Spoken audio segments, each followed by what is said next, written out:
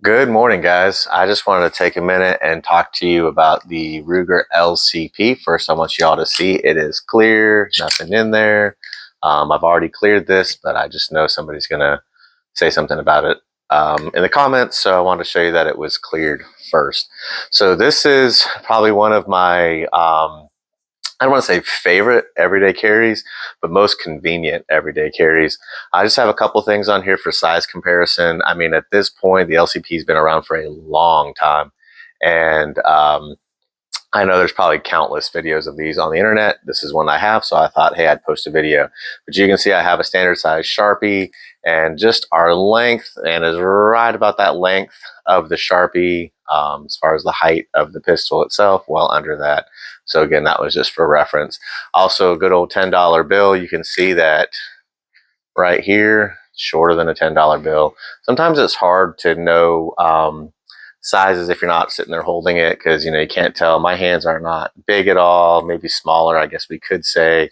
And you can just see how it fits in there, but my whole hand could basically almost cover up this gun right here. So that's kind of why it is one of the most convenient carries that I have, right? And so a long time ago, I'm going to give his name. My friend Dan said like this was the gun that he carried, the LCP, because he said, it's easier to always have a gun like this on you. There's hardly any excuse why you couldn't have a gun like this on you. And at the time, I was carrying something like a Glock 30 or something, which was a smallish 45.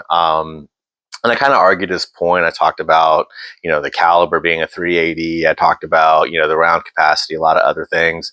And, he just kind of reaffirmed that that's what he carried and left it alone at that. And as time went on, I ended up getting one of these and, completely agree with him. I've had times where this was the only gun that was going to work. It's so light. We'll get into the specs here and I'll put them in the comments too. It's so lightweight that you can have this on you, gym shorts, beach shorts, whatever you got.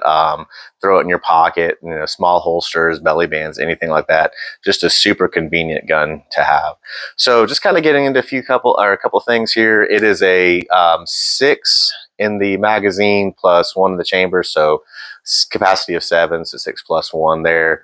Carry chambered, guys, you won't have time. It is a double action pistol, so again, we're clear and empty, nothing in here.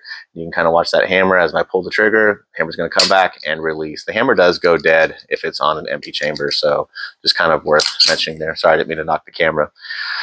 The slide material itself is made out of an alloy steel, same with the barrel. The barrel length itself is 2.75 inches. The frame is they call it a high performance glass filled nylon, really good feel to it, durable. I carry this thing all the time and it's done great. This color and finish is considered their black oxide. Our width here, again, it's maybe hard to tell, but it's less than an inch. It's right at 0.82 inches right there, so less than an inch. And the sights, you can see, this is probably one of people's most challenging things with this model. The slits are kind of grooved out into here, but you can see I just lined that up and you still get a decent sight picture out of it.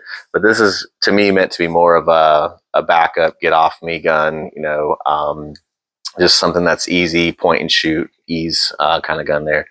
The overall length is right at 5.16 inches, and its height right at 3.60 inches.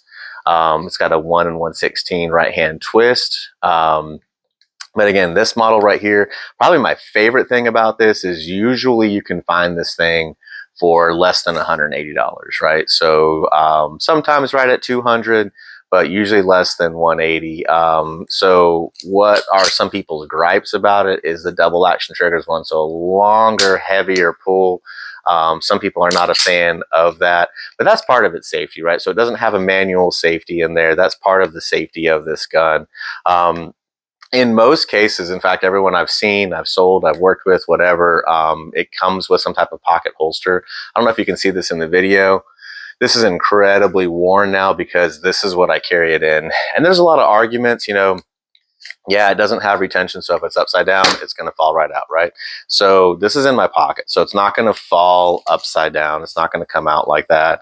I'm going to make a statement that's going to probably make a lot of people upset, but reholster capability is not that important when it comes to a concealed carry pistol.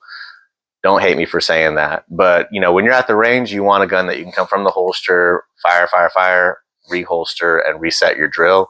But for my concealed carry, right, this is meant to, I'm going to load up my magazine, I'm going to put it in the firearm itself, I'm going to rack my slide back, I'm going to put it in the holster that it comes with, and I'm going to put that whole system in my pocket.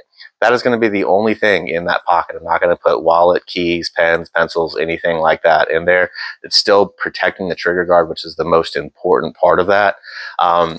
Should I need to present it and use it, boom, boom, boom, then I'm probably not going to be reholstering anyways, right? I might be holding on my thread. I might be whatever I need to do. If law enforcement gets there, I'm going to follow their commands to put this firearm down, whatever I need to do. If I were resetting my drill at the range, I fire some rounds, I'm going to take the holster out of my pocket, I'll reholster it outside of my pocket, and I'm going to put that whole system back in my pocket together. This is kind of made with a little bit of a textured area right here to where it helps hold the holster in your pocket as you come and bring this up, as well as this little bevel right here. And it's to give the whole this whole system kind of a print of almost like a wallet in there. Some things I used to have for this gun, I used to have the little Hogue overmold grip, and it makes it feel better in the hand. It makes it feel larger in the hand, more comfortable in the hand, but it takes away from its convenience and concealment. So I wanted to bring this gun down back to just a concealment size.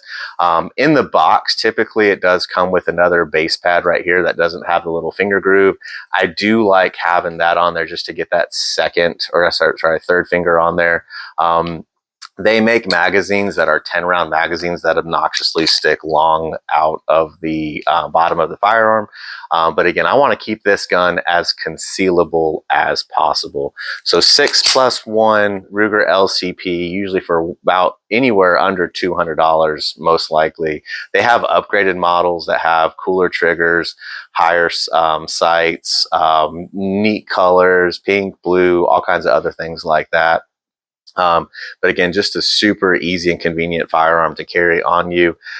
Very, very lightweight. One thing I will say, if you're newer to firearms, it's important to understand that within some reason, I guess we could say, the size of the gun doesn't necessarily relate to it being lower recoil. We're looking at what the caliber is, right? So if I have the same gun, this is a 380 and this is a small 380, or I have a larger 380 that's heavier, that heavier, larger 380 will probably have less felt recoil than this smaller 380 will. There are larger 9mm that have less felt recoil than this gun. This gun is lightweight. It's really, really small. So the energy from that 380 round is dictating this felt recoil, essentially. This gun is basically designed like most other guns, so it'll be very similar. So I'll see some people, they're like, I don't want a gun with a lot of kick, so I'm going to buy a little 380 like this. And then they get to the range and they've never shot anything like it before. Pow. And they're like, it's almost flying out of their hands. It doesn't have that much kick, but if they've never done it before, if they don't know how to hold the gun, that's going to have a lot to do with it. So, you know, smaller does not equal less recoil. We can get into the conversation about 380 not being a great round for concealed carry. What I would say is a 380 that you do have is better than the 45 that you left at home. Now, if you carry a 45 on you conveniently all the time, more power to you. One of my favorite ones, smaller 45, is the Smith & Wesson Shield 45. That's probably one of the best small 45s I've ever fired. One thing else I want to mention about this, it does not have a last round hold open. So if you're firing boom, boom, boom, boom, you get to the last round on most guns, the follower will lock the slide back to the rear. This one doesn't have that feature, but you can manually engage the slide lock if you're clearing it, if you're cleaning it, if you're checking it, whatever you need to do. You can manually engage it. It's really, really close to the frame. You can see it doesn't stick out all that much at all. So some people have a hard time getting their finger in there to release it, which is, again, not a problem. Just, pull it back and rock it, let it go. It doesn't have anything on the follower that will hold it in place.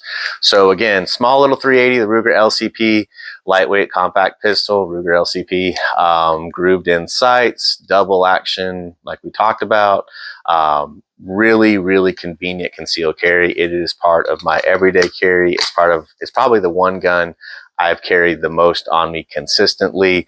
And here in South Carolina, you're not limited to just carrying one gun. So a lot of times I've carried a larger gun and I've had this as a backup gun on there. That's going to just depend on the state that you're in. The mag release, really easy to get a hold of. It's good to have a couple of magazines. One thing this has cycled anything I've put through it. I haven't put a lot of different types. Right now I use the HST 380 rounds. I don't have any ammo present right here, right? But if you do carry any gun that you carry, get your target ammo, make sure that you can go to the range and cycle this thing through, and then get the ammo, your carry ammo, your hollow points, put some in the magazine when you're at the range, and make sure they cycle, right? Run a couple of mags through there, right? Maybe a whole box every now and then. What I'll do is I'll stagger stack. Sometimes I'll put my full metal jacket, a few rounds, and then some of the hollow points, a few rounds for the range, right? And then fire, making sure it's not cycling everything. And then for carry, hollow points, defensive ammunition all the way to prevent that over penetration, to keep other people safe if we have to use this firearm itself. So again, going over that size comparison again, look at that Sharpie right there, right? This $10 bill, show it one more time. Help people get a good idea of the size of this firearm. Very convenient. I would recommend anytime you're looking for a new gun, find your closest reputable gun range that has rental firearms and try it, or go with a friend that has the gun that you're looking for and try it out. You can look at it, you can go off on my video and say, I really want to buy that. You get out to the range, you're like, man, I hate this gun. I can't believe Adam told me to buy this gun. So try it out, make sure that you like it, but just remember what its purpose is for, right? This isn't going to be a duty carry, high capacity combat pistol, anything like that. This is my everyday backup gun, bug gun, right? Something small in the pocket that's going to go with you every day, every single place. Thanks so much for watching. Hope you all have a great day.